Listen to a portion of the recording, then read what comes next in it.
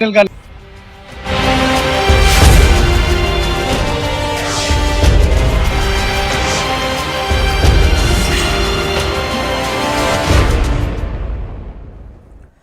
Morning, welcome to news analysis. నేను జ్యోత్స్న. డిస్కషన్లోకి వెళ్లే కన్నా ముందు వివిధ పత్రికల్లో వచ్చిన వార్తా కథనాలను ఒకసారి చూద్దాం.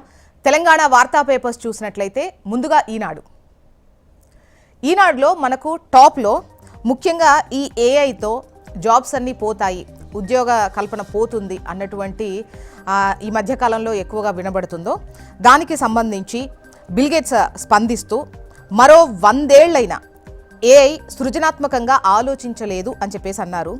ఈ ప్రోగ్రామర్లను కృత్రిమ మీద భర్తీ చెయ్యలేదు, మరో 100 ఏళ్లైనా అది క్రియేటివ్గా ఆలోచించదు అని మైక్రోసాఫ్ట్ సహ వ్యవస్థాపకుడు బిల్ గేట్స్ తేల్చి చెప్పారు. కృత్రిమ మేధతో ఉద్యోగాలు పోయే ప్రమాదం ఉందనేటువంటి ఆందోళనపై ఆయన రీసెంట్గా స్పందించారు.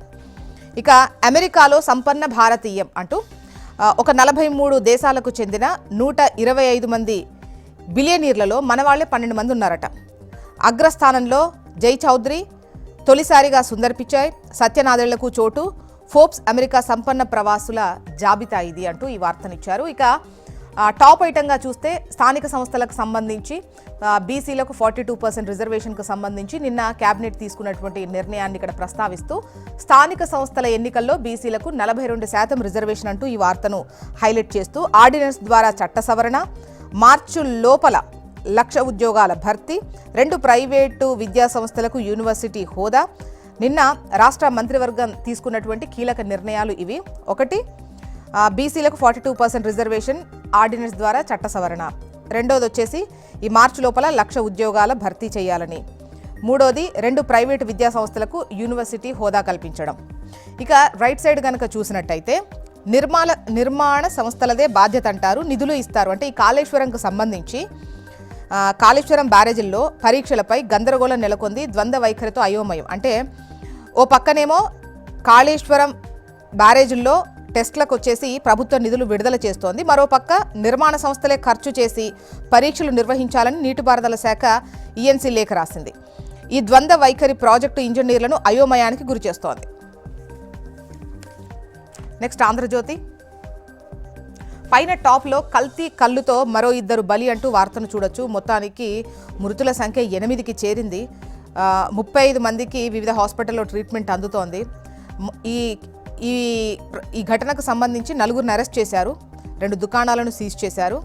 ఆగస్టు 20లోగా నివేదిక ఇవ్వాలని హెచ్ఆర్సీ ఆదేశించినటువంటి క్రమాన్ని ఇక్కడ హైలైట్ చేస్తూ పేరు పక్కనే పైన టాప్లో చూడండి.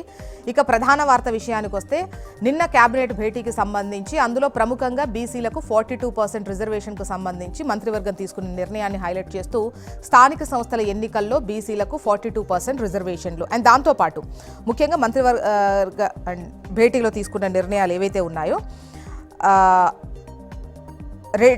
22,033 కొత్త ఉద్యోగాలకు నోటిఫికేషన్లు, ఎమిటీ సెయింట్ మేరీలకు వర్సిటీల హోదా, 3 అధునాతన గోశాలల ఏర్పాటుకు నిర్ణయం, నిర్వహణపై అధ్యయనానికి సీఎస్తో 3 సభ్య కమిటీ, 4 గంటల పాటు సాగిన కేబినెట్ భేటీ. సామాజిక విప్లవానికి నాంది, బీసీలకు 42% రిజర్వేషన్లతో ఎన్నికలు చారిత్రాత్మకమంటూ మహేష్ గౌడ్, టీపీసీసీ చీఫ్ మహేష్ గౌడ్ వ్యాఖ్యానించారు.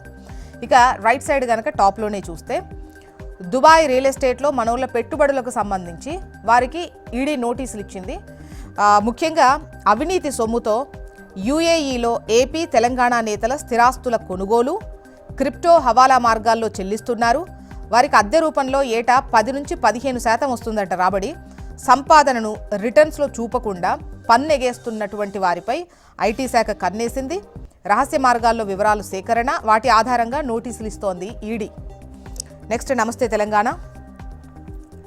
బీసీలకు కాంగ్రెస్ ఘరానా మోసం అంటూ నమస్తే తెలంగాణ బ్యానర్ ఐటమ్ను ప్రచురించింది. ఒకవైపు రాష్ట్రపతికి బిల్లు పంపుతారు, రాష్ట్రంలో ఆర్డినెన్స్ డ్రామా చేస్తారు అంటూ దీని సారాంశం. అంటే 42% రిజర్వేషన్కు సంబంధించి ఆర్డినెన్స్కు నిన్న కేబినెట్ ఆమోదం తెలిపింది కదా. సో చట్టపరంగా చెల్లుబాటు కాదని తెలిసి రేవంత్ సర్కార్ దులిపేసుకునేటువంటి యత్నం. మరి ఆర్డినెన్స్ పరిష్కారం అయితే అసెంబ్లీ తీర్మానం ఎందుకు అని చెప్పేసి మరోవైపు బీసీ సంఘాలు క్వశ్చన్ చేస్తున్నాయి. రేపటి రోజున ఎవరు కోర్టుకు వెళ్ళినా కూడా బీఆర్ఎస్ నేతలే అడ్డుపడ్డారు అనేటువంటి చెప్పే ప్రయత్నం ఇది అని చెప్పి వార్తను హైలైట్ చేస్తూ నమస్తే తెలంగాణ కథనాన్ని ఇచ్చింది. Next Hans India.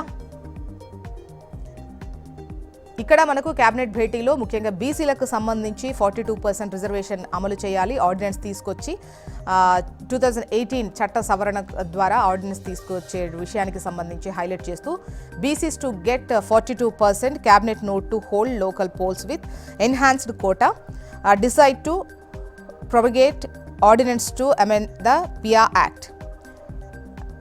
And the next news, Siddaramaiah sheds leadership change buzz. Laxity of officials blamed for Taddi adulteration and deaths.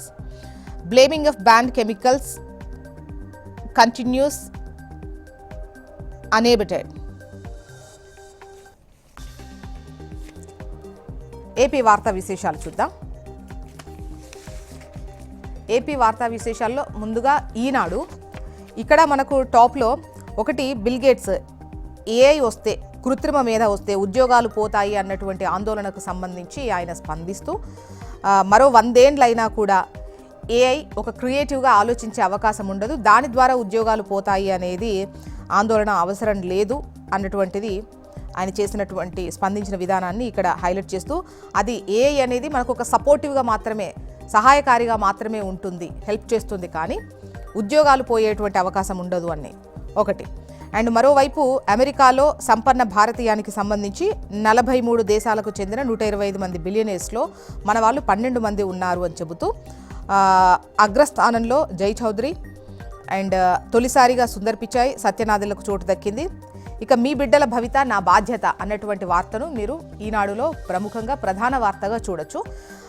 ఏపీకి సంబంధించి ముఖ్యంగా నిన్న రాష్ట్ర ప్రభుత్వమే పేరెంట్ టీచర్స్ మీటింగ్ నిర్వహించిన విషయం మనకు తెలిసిందే, mega parent teacher meeting.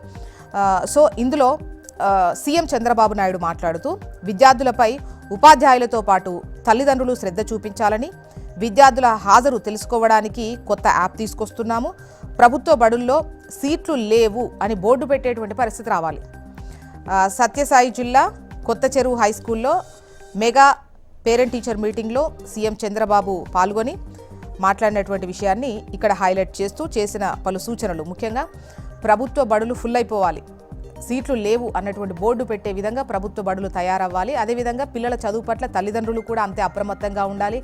And హాజరుకు సంబంధించి పిల్లలు స్కూల్కి అటెండ్ అవుతున్నారా లేదా అనేది ఒక కొత్త యాప్ కూడా తీసుకురాబోతున్నామని చెప్పేసి సీఎం చంద్రబాబు నాయుడు చెప్పారు. నెక్స్ట్ ఆంధ్రజ్యోతి చూద్దాము. లిక్కర్ డాన్లు, ముడుపుల డెన్లు అంటూ మద్యం ముడుపుల కోసం రహస్య స్థావరాలు, హైదరాబాద్లో 5, తాడేపల్లిలో 1, జగన్ ప్యాలెస్కు సమీపంలోనే డెన్ అంటూ అక్కడి నుంచే ప్రకాశం, నెల్లూరు, చిత్తూరు ఎన్నికల ఖర్చుకు 250 కోట్లు తరలించారు అంటూ ఈ వార్తనిచ్చారు. ఇక గురువుల గౌరవం పెంచుదాం, గ్రామ ఆలయాల వంటివే ప్రభుత్వ బడులు, వాటిని తల్లిదండ్రులు టీచర్లే కాపాడుకోవాలి, చదివిన బడివికి పూర్వ విద్యార్థులు చేయూతనివ్వాలి, పేరెంట్ టీచర్ మీటింగ్ 2.0 స్ఫూర్తి ఇదే, పేరెంట్ కమిటీలు నా కళ, ఆ కమిటీలను లోకేష్ మరో ఎత్తుకు చేర్చారు, బ్యాగులు పుస్తకాలపై నాడు నేతల ఫోటోలు, మరుగుదొడ్డి ఫోటోలు పంపాలని టీచర్లపై ఒత్తిడి, ఆ రోజులు పోయాయి, ప్రభుత్వ బడిలో నో వేకెన్సీ బోర్డులు పెట్టే పరిస్థితి తెచ్చాం,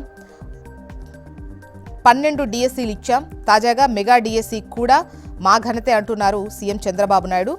గురు పౌర్ణమి రోజున మెగా పేరెంట్ టీచర్ మీటింగ్తో గిన్నీస్ రికార్డ్. సాక్షి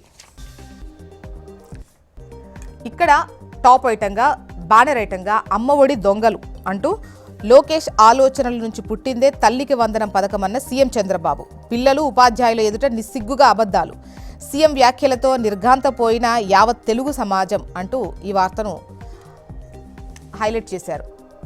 అమ్మఒడి దొంగలు అంటూ ఈ కథనాన్ని ఇచ్చారు. అంటే తల్లికి వందనం అనేది లోకేష్ ఆలోచన నుంచి పుట్టింది అని చెప్పడం అనేది నిస్సిగ్గుగా అబద్ధాలు ఆడుతున్నారు అని చెప్పేసి సాక్షి అంటోంది. రైతులు అసాంఘిక శక్తుల, చంద్రబాబు నిస్సిగ్గు మాటలు ఆపు, వైఎస్ఆర్సీపీ అధినేత వైఎస్ జగన్ ధ్వజం, మీకు మీ ఎల్లో మీడియాకు సిగ్గుండాలి, 76,000 రైతు కుటుంబాలకు మామిడి ధర సమస్య, మీ కంటికి ఆ రైతులు రౌడీలు దొంగలలా కనిపిస్తున్నారా అని ప్రశ్నించినటువంటి మాజీ సీఎం. సినీ నటులపై ఈడీ కేసు, అక్రమ బెట్టింగ్ యాప్లకు ప్రచారంపై దర్యాప్తు. మొత్తానికి ఇవి ఇవాళ వివిధ పత్రికల్లో వచ్చినటువంటి వార్తా కథనాలు. ఇప్పుడు ఒక చిన్న బ్రేక్ తీసుకుందాం. బ్రేక్ తర్వాత డిస్కషన్లోకి వెళ్దాం. Stay tune.